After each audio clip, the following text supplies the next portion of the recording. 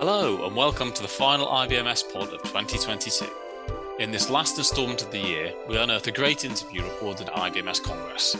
In this episode, we're talking all things CPD with Mark Cioni, a senior lecturer in Biomedical Science at Nottingham Trent University and also the winner of a Science Council CPD Award. So let's jump straight into our conversation with Mark.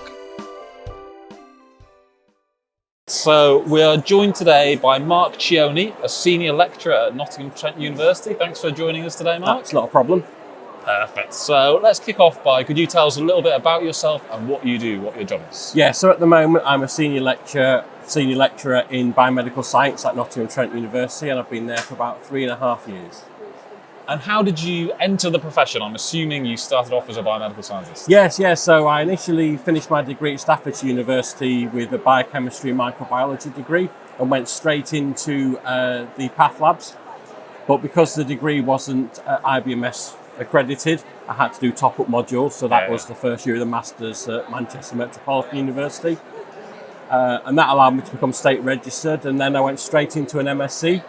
So I worked my way through to senior level over in Stoke, and then I got the opportunity of a promotion back to the East Coast where I was born, and went back over there as lab manager, and again worked my way up to become service manager for the county-wide PathLinks pathology service. And then I felt after about 13 years of being with PathLinks I needed to do something different. So this was great because not only is it something completely different to working in the lab, it's related, rather than going off and being a window cleaner or stacking shelves in Tesco, it's now helping bring the next round of biomedical scientists on. Was it a tricky transition to make? No, not really, because obviously when you do things like your MSCs and things, you're quite often doing presentations, and certainly as a service manager level, you're always presenting at various bits and pieces. I did quite a lot of work with NHS Improvement, with Lean. So introducing Lean into the lab, so I did a couple of national conferences there. So standing up and speaking to people, even if it was only the huddles every morning and every afternoon in the lab, became something you did. So the transition, it wasn't as difficult as it could have been because I was used to talking to people, but obviously when you've got a room full of 300 students staring at you, and you're there with your little clicker and your PowerPoint presentation, it can be a little daunting, but you soon get over that. Yeah, of course. And what's it been like in the pandemic with the students?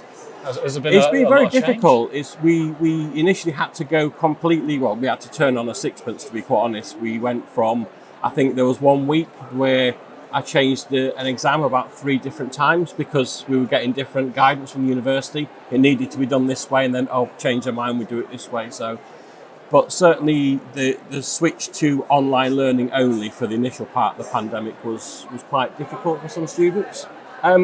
When you canvass the students, you do get different opinions. 50% of the students really like asynchronous learning. They can do it in their own time. If they don't hear something, they can re-listen to the recording. We tended to break down lectures into 5 or 10 minute chunks. So it was small videos, not here's an hour's recording for you. But subsequently, the other of the half preferred the structure of a live lecture, and they just really couldn't cope too well with asynchronous learning.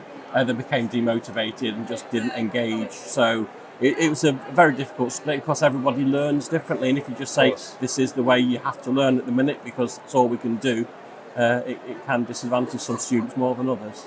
Are you back to live lectures now? Yeah, we were back to live lectures as soon as we could. So for the end of the last academic year, we were quite blended.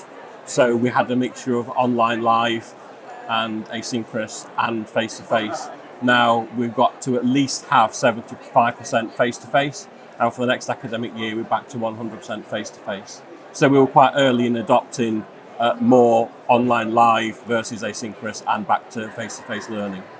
And are there any lessons from the way you had to adapt in the pandemic that the university will be taking forward? I know you said back to 100% live, but will anything else have changed? I think certainly in the provision of the way we structure our module learning rooms. So we've learned a lot from content production. We learned a lot about things like accessibility. So all of the accessibility stuff we had to really start from scratch with, but now you find that as you're producing your PowerPoint presentations, accessibility is built in. So when you load up to the modular learning room, it's generally got quite high accessibility and you just got to do a few tweaks. Whereas before it was get your PowerPoint presentation and more or less rebuild it to make it accessible. So I think there's definitely some of the learning, how to structure modular learning rooms and how to structure your content will carry forward, even though we're now back to face-to-face teaching. Brilliant. And you recently won an award, Mark, Yes. a CPD award. Yeah. Can you tell us a bit about how that came about? Well, obviously I've been doing CPD ever since I was in the lab, and it's something that I've managed to carry on. And I got picked for the Science Council audit. I've been a chartered scientist for 2 years at that point, and I think it was the first cycle. So I got picked out. I did my submission, sent it through, and it came back as highly commended from the auditing board, and they suggested that it ought to be put through for consideration for the award. So because the information was there, and it was just a case of adapting my portfolio to fit in with the nomination, I thought, why not? So I just submitted my portfolio based on the advice to do so. What was so good about your portfolio? Why did it stand out, do you think? I think they did say specifically it was how I related my CPD to my professional development and the development of others.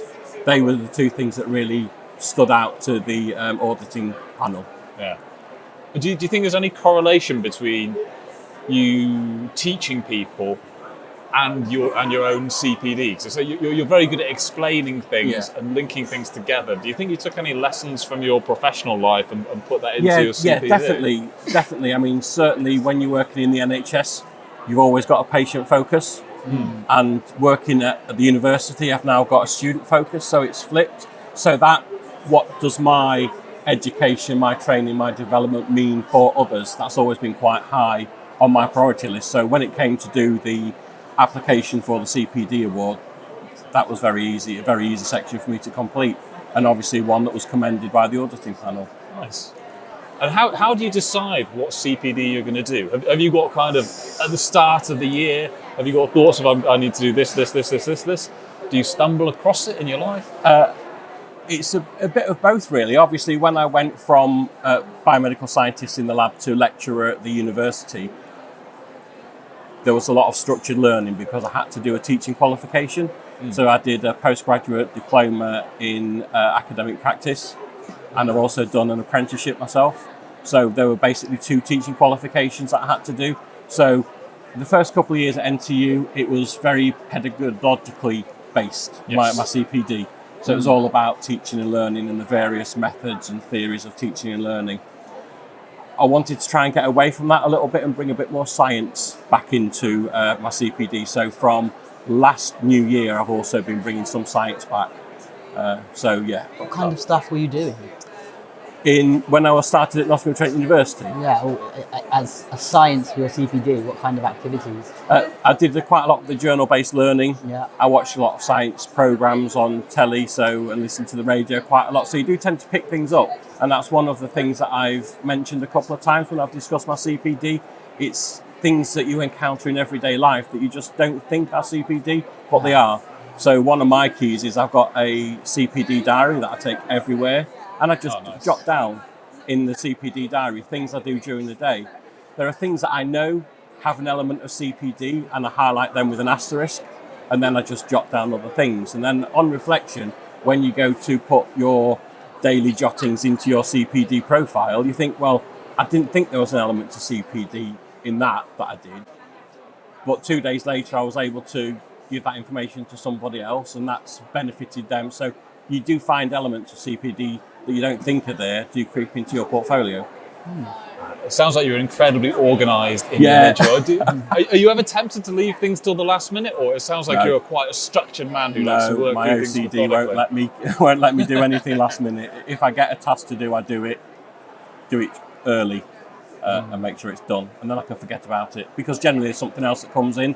I'm always panicked that if I leave it late, I'm going to suddenly have 5 or 6 deadlines coming all at once. I'd rather get them spaced out. Do you manage to drill that into your students, that message?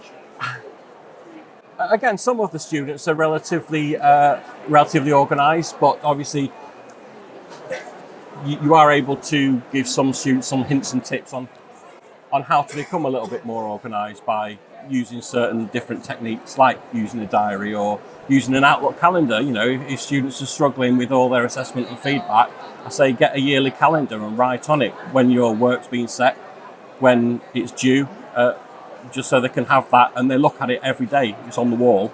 They don't need to open up the computer or anything. It's just staring at them all the time. And what would be your top tips for people who are struggling with their CPD? Top tips if they're struggling, I think that will possibly be to have a think about things that they do and how that's relatable to other people.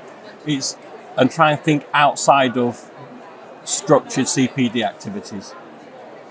Perfect. I'm going to hand you over to Jordan. So I've got a few questions concerning the Science Council. Okay. You won the award for the CPD Awards in the Chartered Scientist category. Yes. So you're registered Chartered Scientist. Yes. When did you become a registered Chartered Scientist, and what made you want to apply to become that? I think when I was working in the NHS, certainly later on in my career, I was so busy that I didn't have time to really engage too much with the profession. I was doing it, but I wasn't really engaging with the bodies, the IBMS and the HCPC. So when I moved over to Nottingham Trent University, they gave me some development time that I was able to use. And one of the things that I was advised to do was try to get onto the specialist advisory panel for microbiology, because I knew that there was an opening there. But obviously, to become a member of the specialist advisory panel, you need to become a chartered scientist. So I became a chartered scientist, and then as soon as I got my chartered scientist, I applied for the specialist advisory panel. So it was like co-linked, really. Yeah. And what have been the main benefits to you of being registered on Science Council? I think it's allowed me to become a lot more involved with the profession from a higher level. Yeah. Because now I'm a member of the specialist advisory panel. It feeds into things like national standard methods, NICE guidance, some of the government consultations that are going on at the moment about lateral flow tests and quality of testing, basically. So yeah, it feeds into quite a lot of national documents. Okay. And do you feel it helps progress your career by having that status? It does. It certainly gets your profile. Your profile is a lot higher. I mean, obviously, since I've won the award, I've been in IBMS publications. I've been in Science Council publications. I've been in publications through the university, and all of that brings your profile out. And not only your profile, but the profile of the job you do and the job you did, and the IBMS, HCPC, etc. Yeah. Do you feel like you're part of a wider professional network? Yes, and you always know that you've got that network behind you. It's like a biomedical scientist always knows they've got the IBMS behind them. If you've got anything scientific related, on a more general note that's not necessarily to do with the profession, you've always got that backup of a network of scientists. Yeah. And would you encourage IBMS members to apply for Science Definitely, Council yes, I certainly would. Yeah. Myself and a colleague of mine at NTU, we act as registration champions within Nottingham Trent University. So if anybody wants to register as either a chartered scientist or a chartered scientist technician, because we've got some of the technicians in our super lab that have got registered status now, we just help them through the process, help them through the application. We get at it, we look at their application, give them ideas of how they can improve it, or just general advice. Yeah. And what hints and tips would you have for members going through the application process? I think the application process is relatively straightforward. The key is to make sure that you have all your CPD log, because they do require the evidence of your CPD. So everything centres around the CPD, really. But overall, it's quite an easy process to do once you've got the advice and the CPD. Yes. And straightforward. What I'd say is if anybody wants to become a chartered scientist, just have a look on the website, find out what you need to do, have a look at the application form, then go away and just stand back and think, right, okay, if I know I need to do that and my CPD looks like this, is there anything that I need to do to get it in the format for the application? Does it need reformatting? Do I need to do a little bit extra in certain areas, and then go back to do your application. Okay, all right, thanks for that. That was my section on Science Council. Perfect. So we'll just end the podcast with a few quick fire questions. I'm going to start 3 sentences, Mark. Okay. And I'd like you to finish each sentence for me. So the first one is, the best thing about my job is... Being able to influence the next batch of biomedical scientists going into the profession. Sentence number 2 is, the proudest moment of my career is... That will probably be winning the Chief Scientific Officer's Award for clinical leadership when I introduced a 24-hour working into our local microbiology lab. Great. Yeah. And finally, the one piece of advice I would give a budding biomedical scientist is... Work hard. A great note to end on. Mark Cioni, thank you so much for joining us. Thank you. Thanks so much for listening. We hope you enjoyed the episode. These podcasts are released monthly at the same time the magazine comes out, so whenever a new issue lands on your doormat, head back online to listen to a new episode. And don't forget that these podcasts can be used for your CPD. Take care and bye.